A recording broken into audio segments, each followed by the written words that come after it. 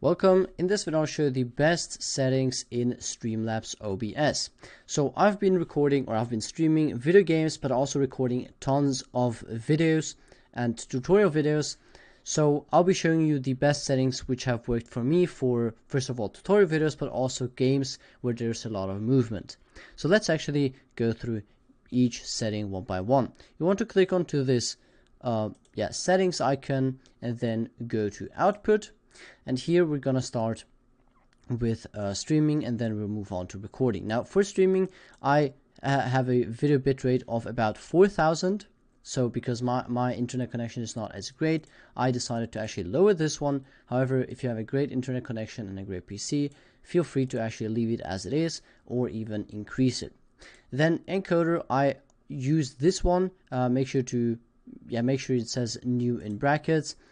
Because this one has worked for me best. And audio bitrate, I would choose 128. I mean, you could choose 162. There's not much of a difference. For recording, you obviously want to choose a recording path. This is just a folder on your PC where your recordings will be saved. And recording quality, I typically choose high quality medium file size, because for recordings the file size does not matter as much to me because I have to edit those videos anyway. Recording format, please make sure to select MP4. Other video formats are not supported on all websites or all platforms, so with MP4 you should be good to go. Encoder, here again choose the one which says new, and then audio encoder, I just leave it to default. Now for the replay buffer, I believe I have set 2 usually. I'm not too sure, I would have to look, but I believe 2 is my setting. However, you can just also leave it to its default setting. Then when we move on to audio, there's not really much you need to change here. When we go to video, however, please make sure to choose 1920 x 1080. Obviously, if you have a different monitor, then this might be a bit different to you. However, I would scale this resolution to 1280 x 720 if I'm streaming. If I'm just recording, I will leave it as it is, in full HD. Then the downscale filter, I usually just leave the standard option, and I make sure to actually enter in an FPS value of 60. Now if you have a PC which is maybe not as great, you might want to even lower this. Or if you're, for example, also doing or recording tutorial videos on websites, or just recording your screen where it's not a lot of movement, like in this case, you could even lower this to 30. However, when you're recording games where there's a lot of movement, then obviously you want to have at least 60, or you don't need to have more, but make sure to have 60. Now we also have hotkeys.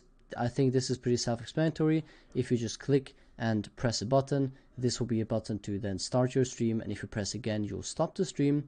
And then when we go to advanced, we also have the video format, and this is important. I personally use NV12, and I also recommend that you use this one too. I believe in Streamlabs this is even the standard option, so that should be fine. Then 709, and here I have partial. In OBS, in Streamlabs there's not this partial option, so I just leave it at the standard option, which is limited, but you can play around with this and see if maybe full works better for you.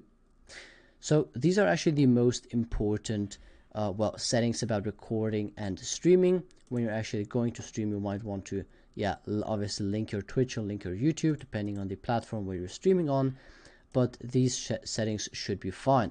Now if you're experiencing troubles, or for example you have a bad resolution when you're streaming video games or when you're recording video games, then you might want to increase the video bitrate when you're streaming, and if you're recording, also increase your recording bitrate.